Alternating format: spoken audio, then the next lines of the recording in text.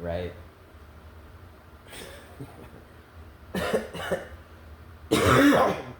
It's a total aspect of human greed, and I understand them and they understand me, and I'm just perpetually hurting myself, and I never liked it, I never enjoyed it, but it's a fact of reality. I gotta do it, otherwise I'm not gonna be strong enough to fight the versions of me who have no scruples, right? And that'll be part one. Here we are, cutting off into part two. I'm gonna read part of it and I'm gonna explain it. Review, real quick. Review for part one. We went through the dialogue of the main character here, going through his monologue, if you will, of why exactly we are here in the police precinct interrogation room. You give us your side of the story before we let you back into the world on why you did this, right? The doctor says you're clear to go after giving you an insane elephant dosage amount of drugs for you to consume on the daily, and seeing how you genuinely believe this tale that you're telling us. You done killed your last known relative of flesh and blood, and you're talking about this dimensional realm theories and stuff. Cool, this is the regular human world and none of those things make sense, but whatever, that's fine, that's cool, right? You're talking about different dimensions and realms, and you had to do it because you awakened the system? Question mark? Okay, whatever you say, loser.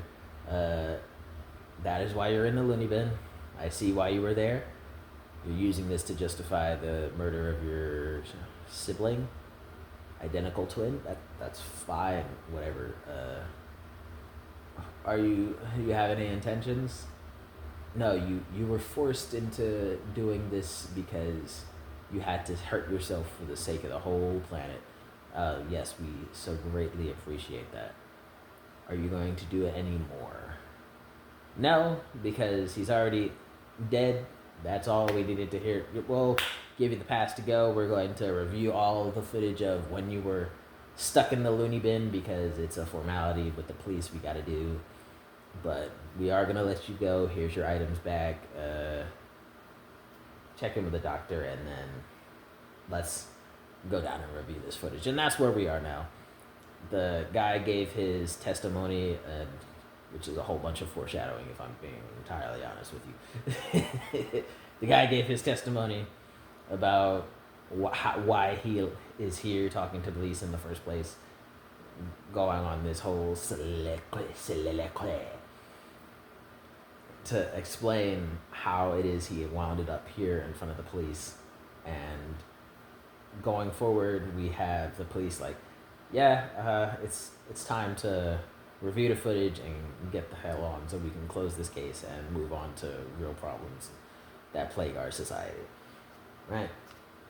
And here we are. The cop says, he's all yours, doctor. And to the fellow cop, he'll say, I can't believe he killed his own twin brother and fabricated such a disgusting, twisted thriller like that. Yeah, should have gone into cinema or something with a tail as tall as that. But yeah, we'll be reviewing the footage from his stay in the asylum, but the doctor has noticed a remarkable great amount of improvement since he's been on those elephant level dosages of mood stabilizers and other drugs.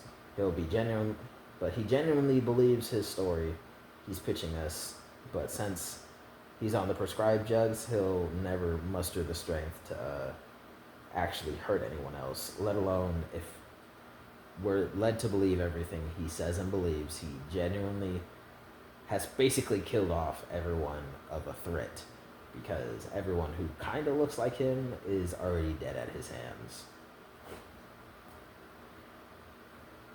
Because the whole story was, I'm with my sleep paralysis that I get regularly every night, it's an actual medical thing in my file. I get sleep paralysis all the time when I fall asleep. I, it's a thing about dimensions and reality and realms that you just don't seem to understand. I have to kill myself in order to be safe and secure again. It's like, okay, buddy. Alrighty. So we see in your file that you get regular bouts of sleep paralysis and you have insomnia and all that, but we're still going to chock you full of these mood stabilizers and other drugs such that you're going to be so debilitated that even when you're awake and regularly should be able to fully move and be flexible and stuff, you're not going to be able to do that no more neither. So you're going to be paralyzed while you're asleep, hence the sleep paralysis, and you're going to be paralyzed while you're awake, just to make sure that you don't do this thing about hurting people again the same way you did to your identical twin brother, because this is insane. But you're free to go. Right? So that has been the review. Getting back to it. Police, like, yep, hey, he's prescribed all these drugs, so he'll never muster the strength to hurt anyone else again.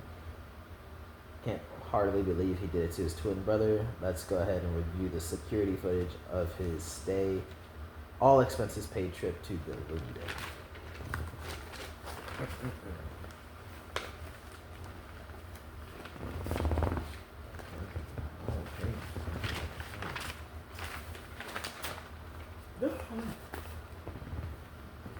So, cop number 2, what?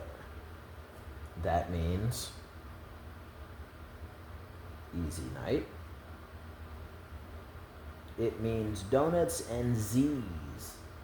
Oh yeah, yep. Donuts and Z's, newbie. Donuts and Z's. Right. As the officers sleep, the security camera does in fact show Mr. Sleep Paralysis Demon beginning to face off against an invisible assailant. And the room that I forgot the word in. As the officers begin to sleep because of donuts and Z's, instead of actually doing the proper police work to actually review the footage of Mr. Sleep Paralysis Demons and the insane asylum, right? While they're busy with their donuts, coffee, and Z's, sleeping it off, the officers are asleep.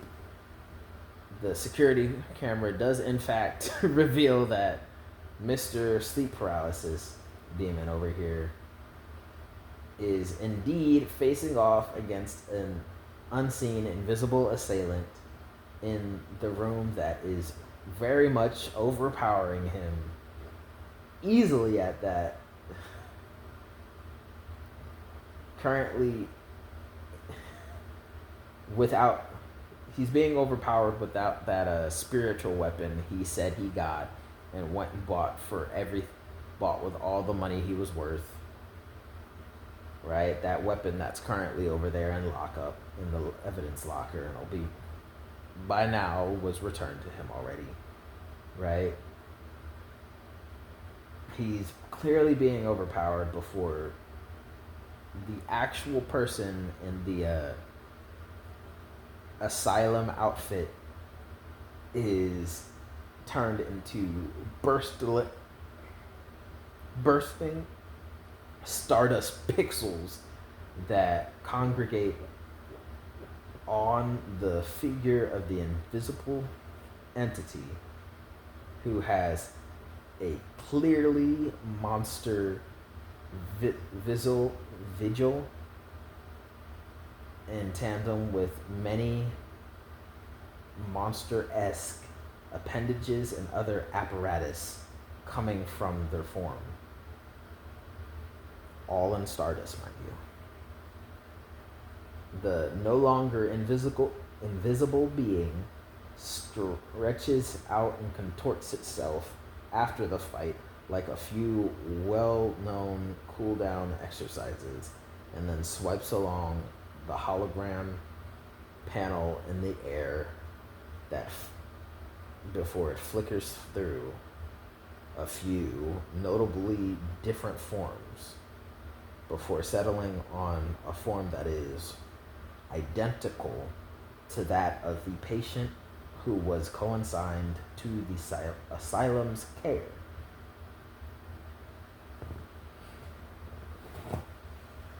They lay down right as the hourly patrol pops his head into the room, noting that the patient is asleep in the bed sheets that are clearly torn, and notes down other property damages like the damage done to the wall and the dust on the floor from the damaged wall, and unfortunately notes down everything as stuff that is rather all too common in a place like this, and thus no one will ask questions about it later.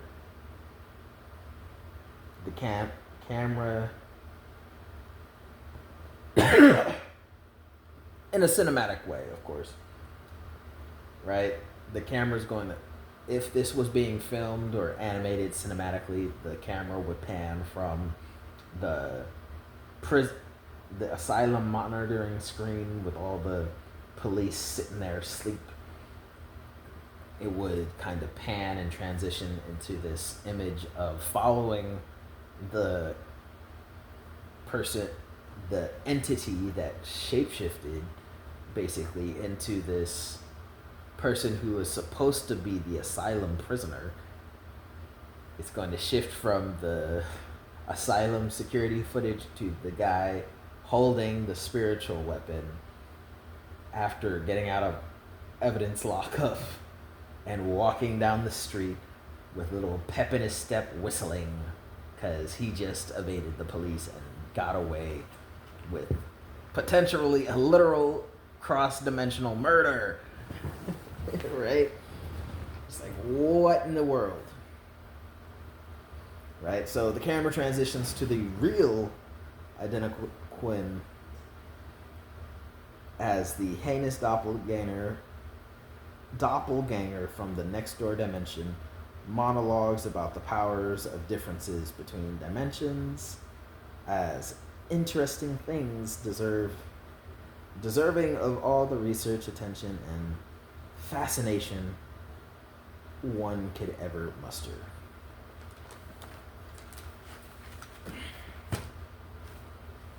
Right?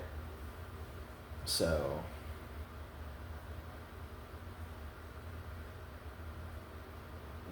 the whole point of that was to be like, hey, just to, because this whole cinematic short I'm doing here is to be a voice box. It's a short because I'm not making like a whole movie out of it. I'm making a short. It's an expository. This was literally a concept I was writing up and writing on in order to put myself in the proper headspace for writing and articulating a character for the actual official book, right? And then I just had enough details and I'm like, okay, I can write a somewhat of a cohesive backstory for a whole different villain. So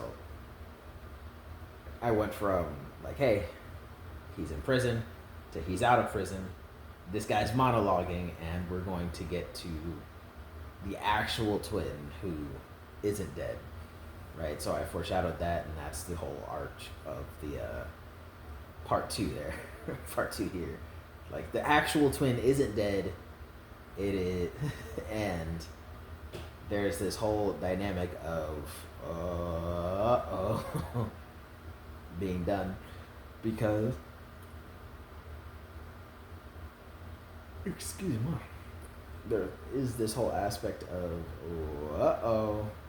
being done here because, oh wow, this guy has